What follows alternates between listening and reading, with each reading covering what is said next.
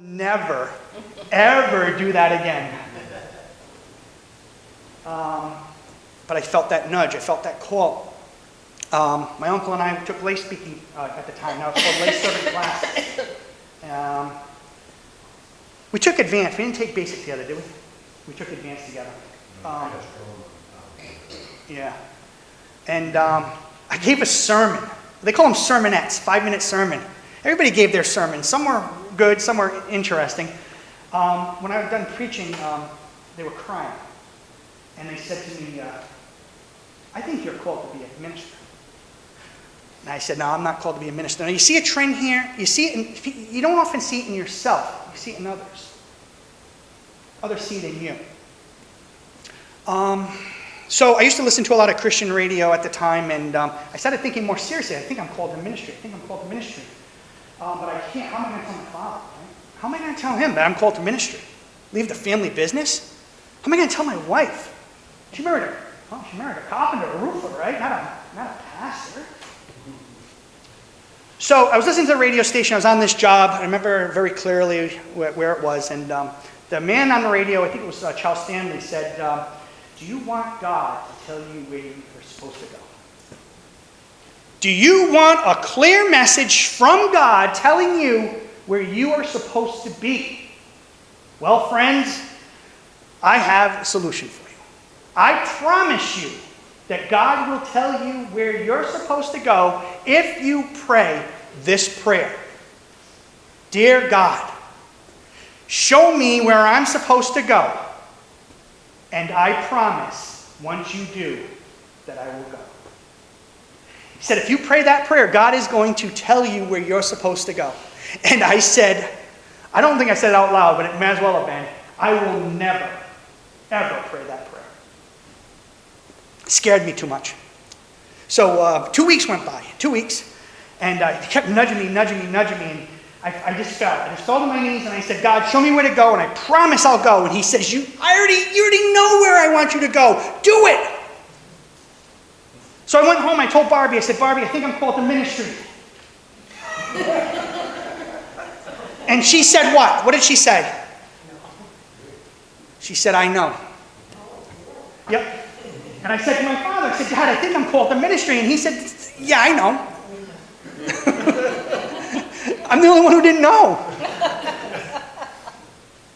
During that time, a lot of weird things were happening. I was on a job site, and I felt God speaking to me again. He said, talk to that man on that machine. He needs you to talk to him. Talk to him. And I said, no.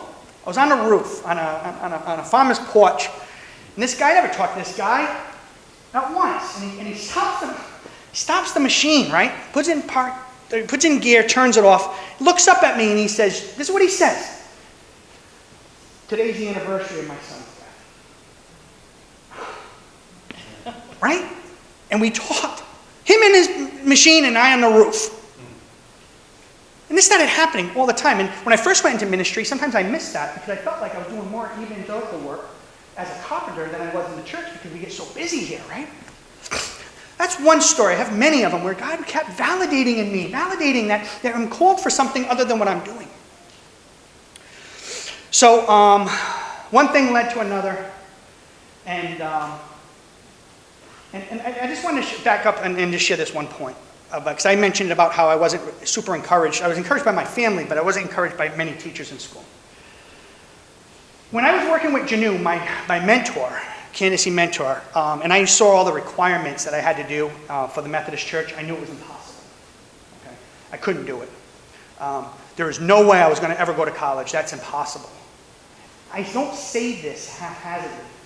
Friends, I'm telling you very seriously.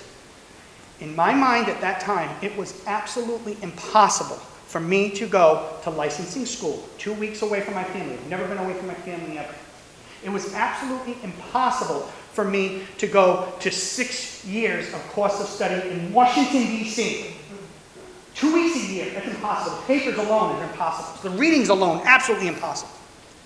It was unimaginable to go to get my associate's degree. It is incomprehensible that I would get a bachelor's degree. I would have to move if I became a pastor. I'm not leaving my house. And then one by one, all these things that I said was impossible started happening.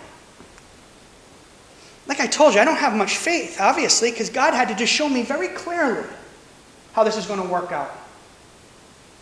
And now I have dreams of the future. That's why I think I love my education so much. I'm finally, I'm starting to get some of this.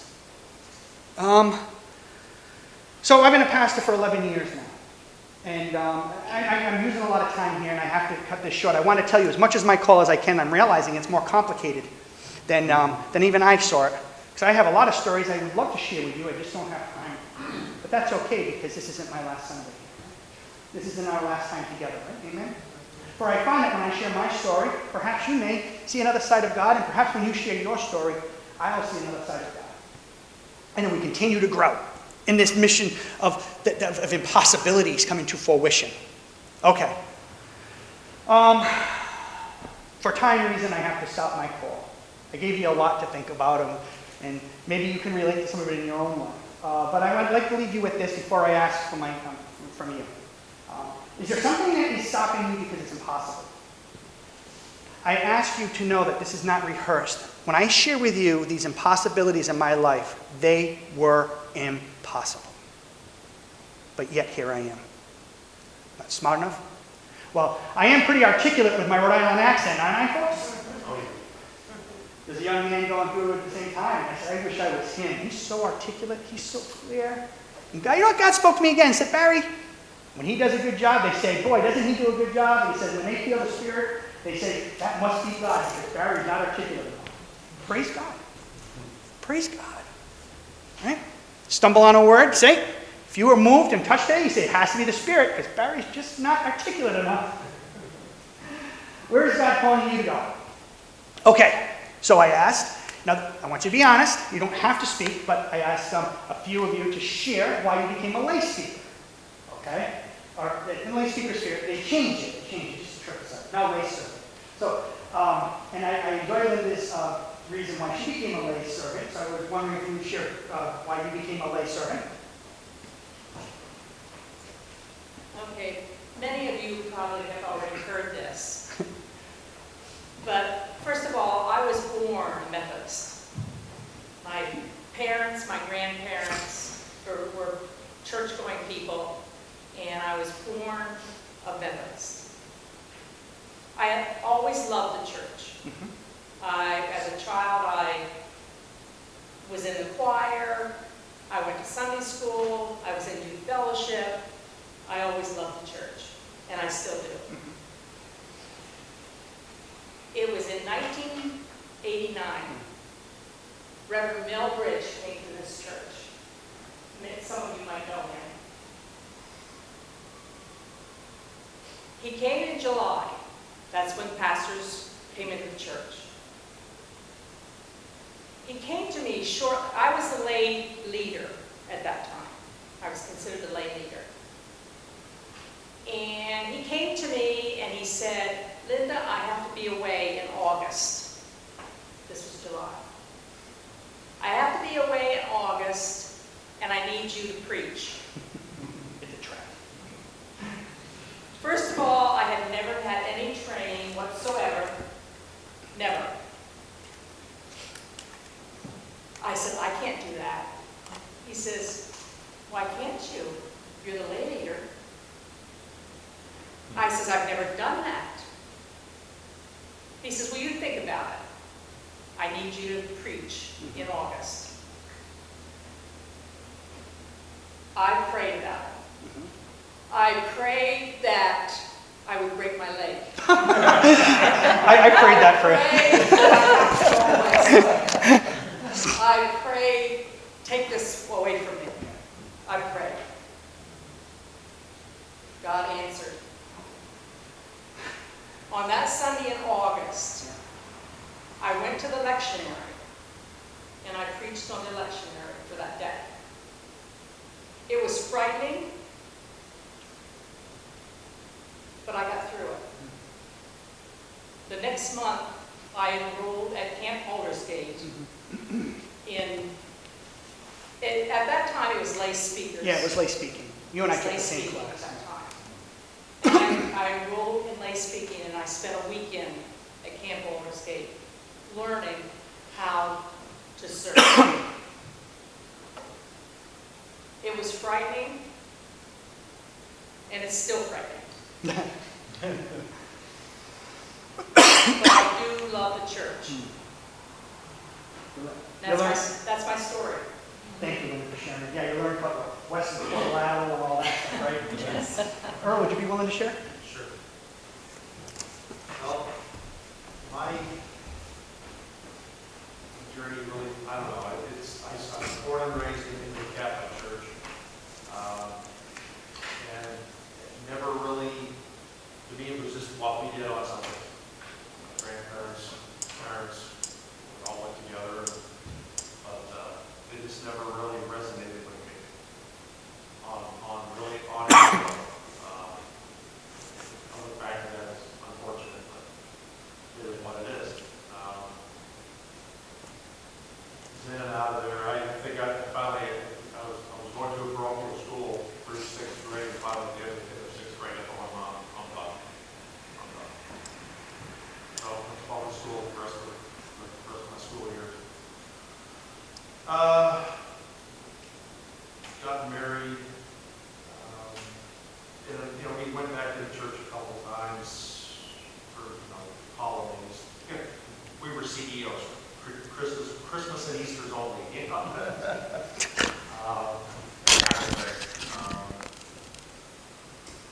son here, he was baptized at the Catholic Church. That was during a period of time where I was kind of looking back in there again. But I don't know, just kind of drifted away again. And ended up, he was in Boy Scouts at the time, and there is a religious aspect to Boy Scouts, and well, there should be. But you know what? We need to find a church.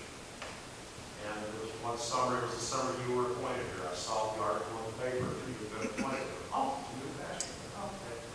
All right. At the time, my sister was going to a Methodist church in Kansas City, Church of the Resurrection. And so it just kind of ran around in the back of my mind. It was almost a year later. It was in May of the following year that I said, let's go check it out. So we did. We've been here ever since. Almost as long as Mary. Yeah, almost. And I don't know, it was a problem. I was here. We had some conversations about my theology, your theology. We were kind of close. And at some point, I don't remember how long it was, maybe you asked me if we were thought about doing any lay speaking. No. Well, okay, just think about it. Okay. And it was, I can't remember how much farther along after that it was. It wasn't too long. I had a dream one night. I was in this building. The place was packed. Standing in the moment. And it was the end of the service, and Barry was walking out, and he gets back to the back, and he's actually sitting down. There's so many people trying to get to him to shake his hand. He's just overwhelmed. And I finally worked my way through the crowd, and I reached my hand up. He grabs my hand, both of them, and looks me dead in the eye and says, Earl, when are you going to help me? I woke up out of that sound sleep, sat straight up in bed, said, I hear you. Came in a couple days later and told them what happened. They said, I'll find out where there's a basic question. So he gave me a list.